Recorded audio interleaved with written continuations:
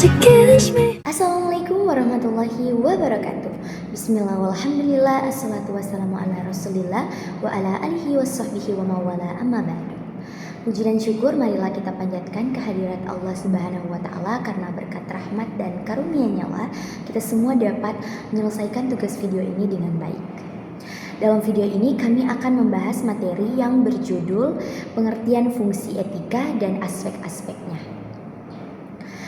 Tugas ini merupakan bagian dari mata kuliah Etika Profesi Hukum di bawah bimbingan dosen pengampu, yaitu Ibu Dr. Haja Nenden Herawati Sulaiman SHMH.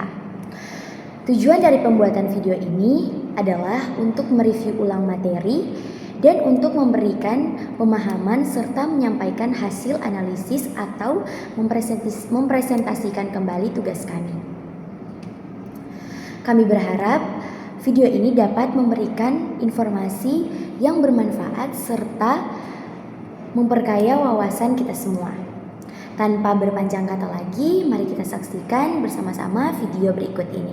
Dan terima kasih atas perhatiannya dan selamat menyaksikan. Pengertian fungsi. Nah, teman-teman, sebelum kita memahami fungsi etika, perlu dipahami terlebih dahulu bahwa manusia sepanjang hidupnya akan selalu terkait pada norma-norma. Nah, norma-norma ini mempunyai batasan atau tindakan terhadap mana yang boleh dan mana yang tidak boleh. Tanpa adanya norma, manusia akan berhadapan dengan problematika yang akan menghancurkan dirinya sendiri. Nah, disinilah etika berfungsi, yaitu sebagai alat untuk mempelajari nilai-nilai yang dianut oleh manusia, serta alasan pembenar yang mendasari hal tersebut. Menurut Franz Magnus Suseno, etika ini berfungsi sebagai alat yang membantu manusia untuk berorientasi secara kritis dan berhadapan dengan moralitas yang kompleks. Jadi, bisa kita ibaratkan etika ini sebagai lampu penerang di saat kita bingung menentukan mana sih yang benar atau salah. Nah, etika ini hadir untuk supaya kita memilih dengan lebih bijak. Dalam profesi hukum, fungsi etika diwujudkan secara formal melalui fungsi kode etik. Nah, menurut Sumaryono, fungsi kode etik itu terbagi menjadi 3. Yang pertama adalah sebagai sarana kontrol sosial, yang kedua adalah sebagai pencegah campur tangan pihak lain, dan yang ketiga adalah sebagai upaya menghindari kesalahpahaman dan konflik internal. Nah, pengertian dari 3 poin tersebut akan dijelaskan oleh rekan-rekan saya.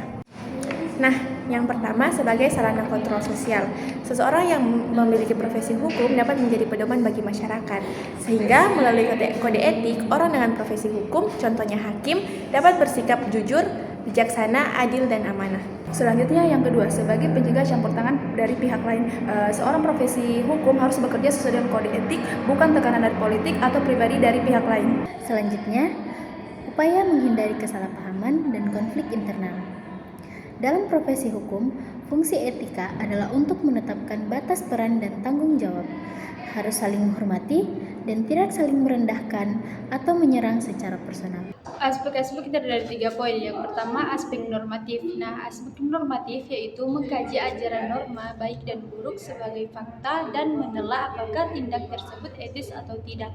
Yang kedua, aspek konseptual adalah penekanan kode etik sebagai aturan yang tujuan utamanya untuk melindungi kepentingan masyarakat dan organisasi profesi itu sendiri. Aspek deskriptif dalam kajian etika atau moral adalah gambaran tentang gejala moral atau perilaku manusia secara luas, nilai-nilai dan pola perilaku yang terjadi secara apa adanya, tanpa memberikan penilaian baik atau buruk.